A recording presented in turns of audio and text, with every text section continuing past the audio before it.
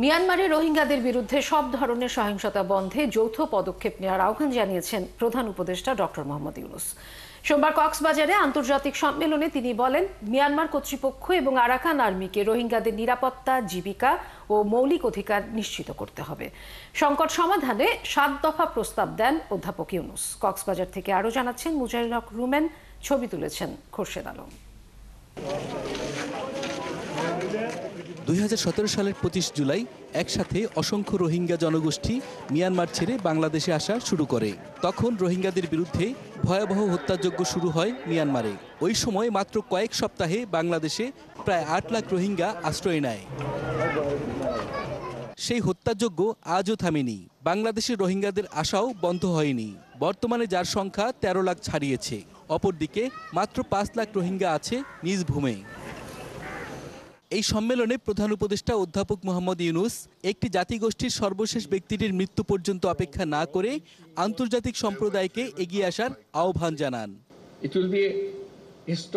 আজকের এই শোকাবহ দিনে ইতিহাসের সঠিক পাশে দাঁড়ানো এবং সশস্ত্র গোষ্ঠীগুলোকে পুরো রোহিঙ্গা জনগোষ্ঠীর জাতিগত নির্মূল থামাতে বাধ্য করা আমাদের নৈতিক দায়িত্ব।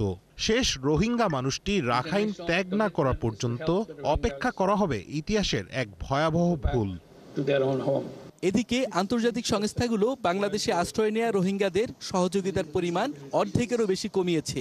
এতে বন্ধ হয়ে গেছে প্রায় ৪,৫০০ শিক্ষা প্রতিষ্ঠান। শিক্ষাবঞ্চিত হচ্ছে প্রায় ৪ লাখ শিশু। নাজুক পরিস্থিতি খাদ্য ও চিকিৎসার ক্ষেত্রেও। এমন সমস্যা সমাধানে দাতা দেশ, প্রতিষ্ঠান ও ব্যক্তিকে এগিয়ে আসার আহ্বানও জানান তিনি।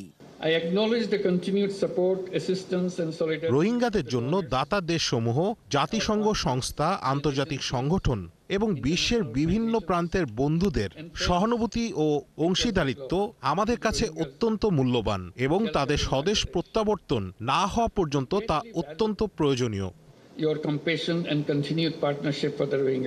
মিয়ানমারের পরিস্থিতি নিয়ন্ত্রণে আসিয়ান সহ প্রতিবেশী দেশগুলোর সহযোগিতার প্রয়োজন বলেও উল্লেখ করেন প্রধান উপদেষ্টা। রাখাইনে অনুকূল পরিবেশ তৈরিতে আন্তর্জাতিক সম্প্রদায়ের, বিশেষ করে আসিয়ান এবং প্রতিবেশী দেশগুলোর ভূমিকা অপরিহার্য। আমরা আন্তর্জাতিক সম্প্রদায়কে রাখাইন এবং প্রতিবেশী অঞ্চলে শান্তি, নিরাপত্তা এবং স্থিতিশীলতা বৃদ্ধিতে আরও সক্রিয় হওয়ার আহ্বান জানাই। এই ঘৃণ্য জাতিগত নিধনের বিরুদ্ধে আঞ্চলিক ও আন্তর্জাতিক অংশীদারদের অবিচলভাবে দাঁড়ানোর আহ্বানও জানান অধ্যাপক ইউনূস। মিয়ানমারের রোহিঙ্গা হত্যা ও বাংলাদেশে আশ্রিত রোহিঙ্গাদের অর্থ সংকটকে একটি আন্তর্জাতিক সংকট হিসেবেই উল্লেখ করেছেন অন্তর্বর্তী সরকার প্রধান অধ্যাপক মোহাম্মদ ইউনূস। একটি জাতিগোষ্ঠীর শেষ মানুষটির মৃত্যু পর্যন্ত অপেক্ষা না করে বিশ্ব নেতৃবৃন্দকে এখনই এই সংকট সমাধানে এগিয়ে আসা জরুরি বলেও মনে করেন তিনি। মুজাহিরুল হক রুমেন, ৭১, ইনানী, কক্সবাজার।